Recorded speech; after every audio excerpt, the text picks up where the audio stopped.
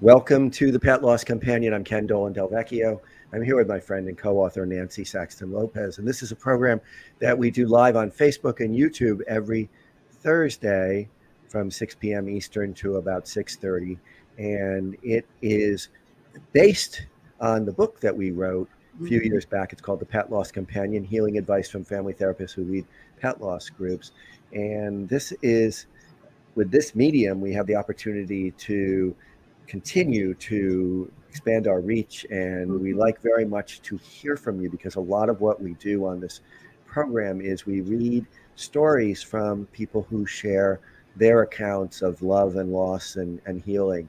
And so if you'd like to write to us, you can reach me at kenddv@gmail.com. You can reach Nancy at nsaxtonlopez at csmpc.com. That's NSAXTONLOPEZ at csmpc.com. All of the information I'm sharing at the get-go here is in the program description underneath either the audio or video broadcast. If you write to us, please let us know whether it would be okay for us to share your story in whole or in part. Sometimes people will write to us and say, don't use my real name, or talk about these parts of my story, but not those parts. That's fine. And also, if you don't want us to share it at all, that's That's fine fine too. too. One or both of us will write to you in Exactly. any case. We'll write back to you. You can also just let us know that you have a topic that you'd like for us to address, or that you have a guest that you'd like to suggest. Some of the guests that we've gotten have been through suggestions by Mhm. listeners, so we always appreciate that as well. You can support our work in a number of ways: through Venmo, through PayPal, a monthly subscription. All of the above, again, are in the description that's attached to the program. And while we certainly appreciate that kind of sponsorship, we understand that that's not something that That's everybody fine. can afford. This program is a friend of Dakin Humane Society in Springfield, Massachusetts. Learn more about Dakin. It's a wonderful program by going to Dakin Humane. That's DakinHumane.org. They, in addition to being a shelter, they provide lots of programs and services for people and their animals. And one of the programs that they provide is a pet loss support group via Zoom that I facilitate. It's once a month. It is on the second Tuesday of Second. the month. It runs 6 o'clock Eastern to 7:30 p.m. Eastern, and it is cost free. It costs you nothing. You can RSVP. You can get involved in the Zoom from anywhere in the world, and in fact, people do. And the next program will be on August 8th. So there's a link to that RSVP, and please consider joining us if you think it will be useful for you. And finally, if you haven't already, please subscribe on YouTube, because if you subscribe on YouTube and there's a link in the description that gets you right to the right place, that alerts other people who are looking for support to the existence of this program. And we've learned from a number of people that that's how they found us, by searching on YouTube or searching on Google. So please consider doing that. And I think that's it. Want to get us started, Nancy? Yeah. I mean, we have a really, I mean, all of our stories, right, that we get are so important and so heartbreaking, but so heartwarming. But Rob, who we're going to talk about tonight with his beautiful little girl, um, was I was very taken because it's luckily become a trend. But he adopted an older cat, right? He Very old. adopted a cat who was 26 years old. And so, and it was for his mom, and we're going to tell the story. But I think that takes so much love, right? To take these elderly animals who are abandoned a lot of times and taken to shelters because their loved ones can't take care of them anymore, or they've died, or they just don't have the ability. And so it is a long one. So Ken's going to start. I'm going to do the other half. But it is a really, nice story for everyone to hear. And I'll add that when we adopt a pet, we know that their lifespan is much shorter than ours, and we know that we're going to be saying goodbye to them much sooner than we'd like to. Yeah, And of course. when you adopt an elderly pet, Mhm. that's even more pressing. And so it takes such a special kind of Yeah. person to do that. And also they often have, as all of us do when we're elderly, they Medical have issues. special needs. They have Mhm. medical issues. So here we go. This is from Rob. Hello, I just discovered your podcast and have listened to many shows. I'm finding your words beneficial and healing. Several days ago, my 29-year-old cat passed away. It's been hard for me. As a man, I feel I have fewer options and outlets to speak about my cat than women may have. Anyway, I know it's too long for your show, but I had to write her story. Well, it's really not too long for a Yeah, because we're going to tell it. I had to put it into words for my own sake. Simply writing it was an exercise in healing. Very important what he just said. Simply writing it was an exercise in healing for Mhm. me. For what it's worth, I've attached her story to this email. Thank you, and I will continue to listen to your fantastic show, Rob. And I believe that actually Rob has won an award for submitting his story to Petco. So it's quite a compelling Right, story, that's right? correct. Right. So here's his letter. Fare thee well, little girl. Little girl, that's what I called my newly adopted 26-year-old cat. It's not much of a name. It's not any kind of a name. The shelter named her Mama. My niece later named her Daisy simply because she felt she needed a name. To me, she was my little girl. Her owner, an elderly woman, passed away due to COVID complications and left a small black and white tabby cat behind. There wasn't a lot of information available about the cat. I took the shelter's word that their records indicated she was 26 years old. The shelter didn't have the original name for her either. When I adopted her, it didn't seem right to give her a new name at that point. She had a history. Names mean something important, something cosmic. So since I didn't know her true name, I didn't name her at all. It wouldn't have been right. The cat's arrival to me necessitates explaining a little bit about my mom. I was living with my mom at the time, helping her with her daily business since my father passed away in 2008. She started displaying early signs of Alzheimer's disease. Fearing she would soon die, my mother didn't want to adopt an animal that would end up the responsibility of somebody else. The thing is, mom didn't die. She lived and lived and lived. She's still She's here. still. When 2020 rolled around and mom's Alzheimer's was worsening, we decided to go for it and adopt a cat. My sister Allison has a weak spot for dog and cat adoption sites. Don't we all? She's always looking to see what animals are available. She was forwarding me pictures of cute animals I just had to have. For years, I told her no, mom would not agree to a new pet. There was a reason beyond fearing the responsibility of a pet's long lifespan that worried my mom. The truth is, she had never adopted a pet without my father. Mhm. It was always something they did together. Allison didn't give up. She contacted me on August 15th, 2020, and told me she found a cat that would be perfect for mom. It was a 26-year-old cat in declining health, but with a little bit of life left in her. Our thinking was to give mom a cat, something to take care of, but that wouldn't be around long enough for mom to object. When I heard that there was a 26-year-old cat at risk of being put down, I immediately wanted it. How could a shelter possibly decide to put down a cat that had lived 26 years? I told Allison I wanted the cat without knowing anything about it. Personally, I've always been a fan of elderly animals. That's not to say the high energy and shiny newness of a kitten or puppy doesn't have its place, but animals spend more time in adulthood than babyhood anyway.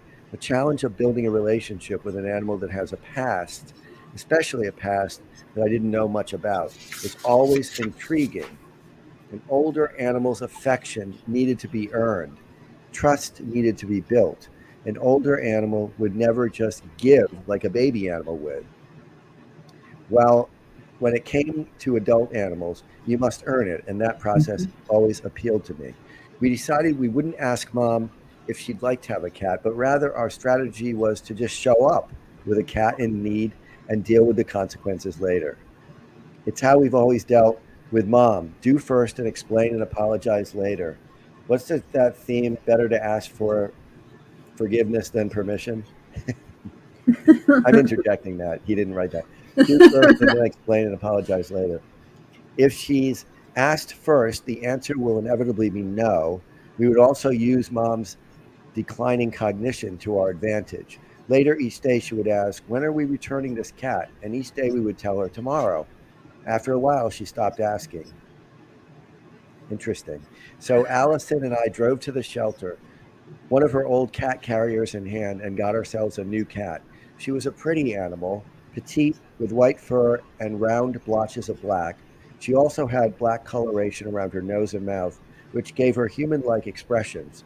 She had a cute, unique look about her. Things didn't sound so great when it came to the cat's health. She had bad kidneys, was completely deaf, had Crepitus? crepitus Yeah. in her back legs, a bit of muscle atrophy, cataracts in both eyes, and no teeth. We gave her a month tops, said one of the young girls who worked at the shelter. She was surprised when I said perfect. I didn't take the time to explain to her that we were actively looking for a pet that didn't have a lot of time left on the clock. As the girl handed off the carrier, she told me she was happy that the cat could live her likely last week or two in a loving home. The cat had been at the shelter for 3 months and her time was running out. We started the drive home and discussed how we would present her to Mom. The cat was understandably nervous and was making a hoarse, crying sound. It was hard to hear her fear. I felt very bad for her. She'd been through a lot in the past 3 months, much more than a cat of her lifespan should have to go through, I thought. But I knew she had reached her final destination, and I would do everything I could to make her happy. She earned it. Dealing with Mom was easier than expected. We told her the truth. The cat needed help, and we were her last resort. Mom agreed to take her on and help her, to our surprise. Looking back, we believe it's only because of her declining mental health that she said yes so readily. If it had been a couple of years earlier, she would have told us to take the cat right back to where we found it. It was my goal to make the relationship between the cat and my mom blossom, and it did. The cat, after a few stressful days of learning her new surroundings and realizing she was safe, bonded quickly with Mom. Whenever Mom was on the couch, so was the cat, right on her lap. I was satisfied that Mom had a place to put her caring energy and that the cat was happy to receive it. They spent a lot of time together watching reruns of 90s shows on the one channel my mom knew how to access with her remote. It seemed to be a perfect match. Our little girl spent a lot of time sleeping. She was 26 after all. She did have moments during the day when she had short bursts of energy. Occasionally, she'd run at her top speed through the house for no reason, and then soon take a several-hour nap. She was surprisingly spry despite her stiff hips. She seemed to enjoy her life. I think she was happy to be out of a cage. Occasionally, she wanted me to chase her, so we'd have fun doing that until her energy ran out, and it was nap time yet again. Overall, she was the perfect cat, very easy to care for. We gave her special kidney food, and she ate it readily. There wasn't an aggressive bone in her body. She was super sweet, and I could tell she was raised in a stress free, loving home. I wish I could have told her former owner that she was happy, free, loved, and doing great. Somehow I think the previous owner knew that. We did all we could to make life easy for her. Since her jumping days were in the past, we placed pet stairs everywhere to make access to higher places she was interested in as seamless as possible. We lived in a two-story house, so she was also given an upstairs and downstairs litter box as well as bowls of water in various places. Because of her aging kidneys, she drank often. Allison and I would give her a weekly injection of Ringer's solution as recommended by the vet. Doing this enabled her to keep liquid weight in her body and take some of the work off of her overburdened kidneys. Everyday life began to settle in for her, and she became more relaxed in her surroundings. Her true personality started to come forth. It's the little behaviors that make a pet unique, and she wasn't lacking in this department. For example, whenever someone sat on a couch, she would sit in their lap, as if she was entitled to it. Even strangers to her would receive this treatment. A lap is a lap, and if she saw one, she'd be on it. Or her truly strange way of asking for attention. Typically, once a day, a loud foghorn like yell would be heard emanating from somewhere in the house. As bad as it sounded, all it meant was that she wanted a hug. After receiving her hug, she became quiet and usually went to sleep. It's my theory that because she was deaf, she couldn't hear her own voice. So I think she knew she was making an impact, with her message by feeling the vibrations in her body. One thing I could have lived without was when she brought remnants of litter back into my bed as it was always becoming stuck in her toes after she used her litter box. At times I felt like sleeping on little stones. Looking back, I actually missed that. Also, because she was deaf, she couldn't hear how noisy she was. My little girl would never sneak up on anyone, and you could always hear her coming. She was known for clumping around. Eh, let's see.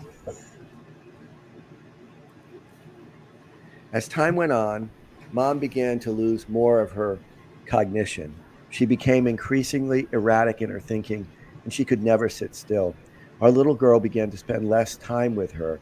It's hard for a cat to relax on someone's lap when that person constantly gets up.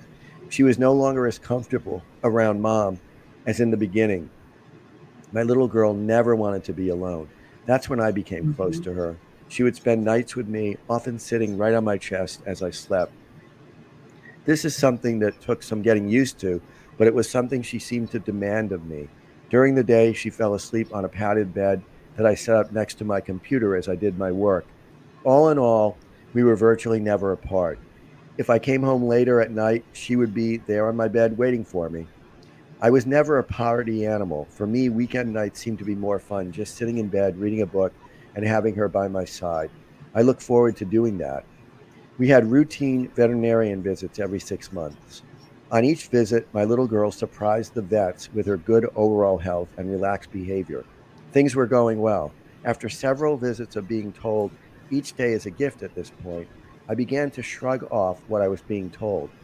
I had an amazing cat, I thought, and she's going to be with me for years to come. Why not? She's happy and secure, and in general, her health is incredible for a cat of her age. So, my turn. Mm-hmm. In November of 2022, she weighed 7 pounds. A couple of months later, she weighed 5 pounds. What's going on here? I asked the vet. Her thyroid was failing. She was put on a special thyroid diet, which she detested. I took it upon myself to help her add weight, so I fed her essentially whatever she wanted, with her thyroid and her kidney food mixed in, just enough for her not to notice. She was a voracious eater, as always, but she wasn't adding any more weight. She began to weaken. She wasn't in pain, but her energy was vanishing. Any muscle tone she once had evaporating before my eyes. She was known to sleep a lot, but now she was almost never awake. Mm-hmm. In 6 months, she had lost 2 pounds, which was about 30% of her body weight. I would typically give her food at night, which would be finished by the morning. Normally, my little girl would sit by her food dish each morning waiting for a refill. Gradually, it seemed it wasn't being eaten as vigorously during the night as before. Eventually, it wasn't touched at all. But she stood there wanting to be fed even though she had food in her bowl. Maybe she didn't like the menu, so I'd give her something different. I visited every pet store in my area looking for new foods to stimulate her. I even started cooking salmon for her. She looked at it with interest, but ultimately didn't eat anything. What can I do? What will it take? I asked her. It was agonizing, but I couldn't help her. It's as if she wanted me to help her, and I couldn't. She gave me a look that words can't describe, and I'll never forget it. She told me everything with that look. Enough was enough. I called the vet and begged for an appointment. Thank goodness one was available at 11:30 the same day I called. Based on my little girl's behavior, disposition, and appearance, I had a lot of worry. What if there's no coming back from her present issues? I wanted more time. I wasn't ready. More than 2 years ago, I was told by the vet at her first appointment that every day from now on will be a gift. I adopted a 26-year-old cat, so I should have been prepared. But I wasn't. I had a sinking feeling as I gently woke her up and placed her weak body into the crate. She immediately fell back to sleep. If anything, it made the drive to the vet easy. When called, I carried my little girl into the examination room, removed her from the crate, and gently placed her on the table. Again, she fell asleep after briefly looking around in curiosity at the unusual surroundings. In the past, she had always been unusually relaxed during vet visits, and I received compliments from the doctors about her good behavior. It made me a proud parent to hear that. This time she was more than relaxed. She was shutting down. After a short wait, the vet arrived and did a general check of her health. Her heart was fine, as was her breathing. However, she had very white gums, a sign of anemia. Anemia is common in cats with end-stage kidney failure. Kidneys produce a hormone, erythropoietin, which stimulates the bone marrow to produce red blood cells. Bad kidneys mean a lack of production of red blood cells. My little girl was anemic. This is likely why she stopped eating. Nothing could help this. We could give her Ringer solution injections every day and it wouldn't have helped. I took a loud, deep exhalation. This was getting harder to hear than I expected. What needed to be done was clear. I asked the doctor if she was feeling any kind of acute pain. The tightness in my chest was increasing. No, she said, but she's not feeling good. Her quality of life at this point is low, and it's not going to get better. I slowly stroked my little girl and said in a cracking voice, I understand. Is euthanasia something you'd like to consider? The doctor asked me gently, sensing I was upset. I completely choked up at hearing the words and said, I think it's the best option now. I was doing my best to use as few words as I could. I hadn't cried in 15 years, not since my father died.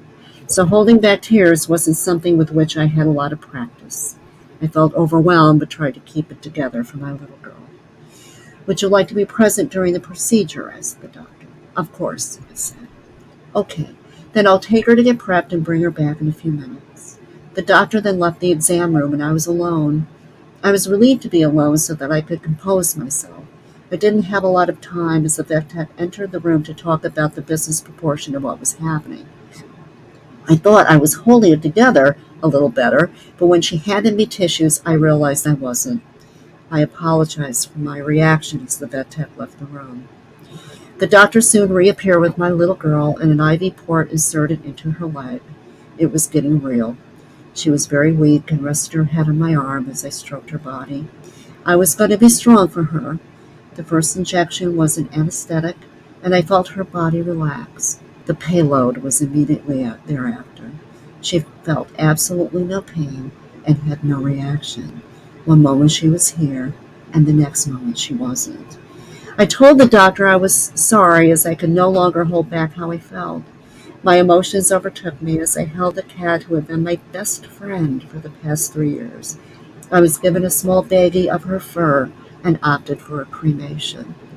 I was happy that the vet tech let me scan my credit card in the doctor's room instead of the waiting room. This enabled me to make a quick exit from the facility when everything was finished. As I found my way to the main entrance, I passed by a few of the vet techs, workers in the facilities, and other doctors. They all told me they were sorry. I smiled and shook my head to each of them, but couldn't speak at that point, not even to say thank you. How could almost 29 years of life be ended in an instant like that? The thought that went through my head were heavy. I tried to push them away. A lot of pet owners experience some kind of guilt when they think about their pet that has passed. I didn't feel a lot of guilt as I knew it was her time to leave us. Any guilt I felt was because of the way I behaved during the examination. I tried to be strong as I could. I hope she understood this. I did the best that I could. I'm not sure why, but as I sat in the car still in shock, I felt compelled to listen to Broke Down Palace by the Grateful Dead. I was in the parking lot for at least 15 minutes before I drove off. I didn't drive directly home. I didn't want to go home because that would mean I'd see the memories of her throughout the house. So I drove throughout southern New Jersey for at least 3 hours before deciding to head home with my empty cat carrier in hand. It's been a few days now since she passed. The cat stairs are still all around the house. Her water bowl and dish remain in the same place. And her bed by my desk is empty except for a small tuft of fur the vet gave me after the procedure. The hurt is raw and hasn't improved much. The house feels empty without her. It's a void. I miss my little girl. In my thoughts, I find myself always talking to her directly. I'm confident my vibration will reach hers, wherever she is. In words, this is what I'd say. I've always had a lot of respect for you. You came back strong at age 26 when your world was turned upside down. Your resilience always impressed me. You're a survivor, a fighter. You taught me how to keep going through the end of a relationship, a mentally declining mother, and COVID drama that angered and stressed me every day. I could never have been ready for you to leave. You enjoyed your life even while in declining health. I wasn't supposed to become so attached to you. After all, you're a scrawny little cat. No offense. How will I sleep alone? I'm nowhere close to being able to move on. I suppose at some point I will, but I'm nowhere close. You are my best friend. I will truly never forget you. Fare you well. Fare you well. I love you more than words can tell. Quite a story. And what the first thoughts that come to mind for me is like, that's the way I want to die. I mean, Yeah. that's a good death. She's just slipped away basically and just given a tiny little bit of help. At the Yeah. end, she was almost unable to stay awake.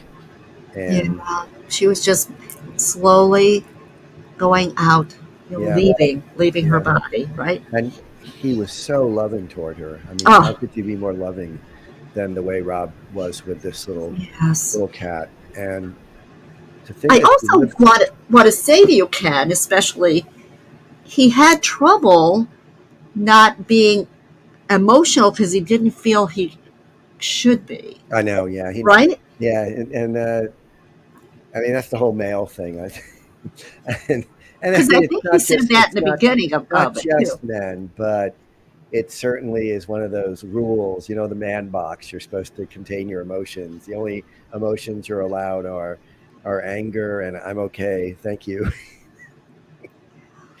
and and he recognizes that, Yeah. and I think it's great that he's being so forthright because again, I mean, the more we need Yes, more and more men to be models of all the full palette of human feelings, that's right. all the emotions that actually we have.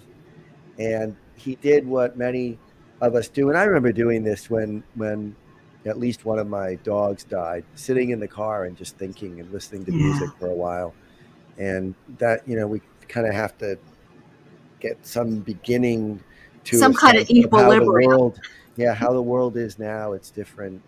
It's changed in But he a was really such fundamental a way.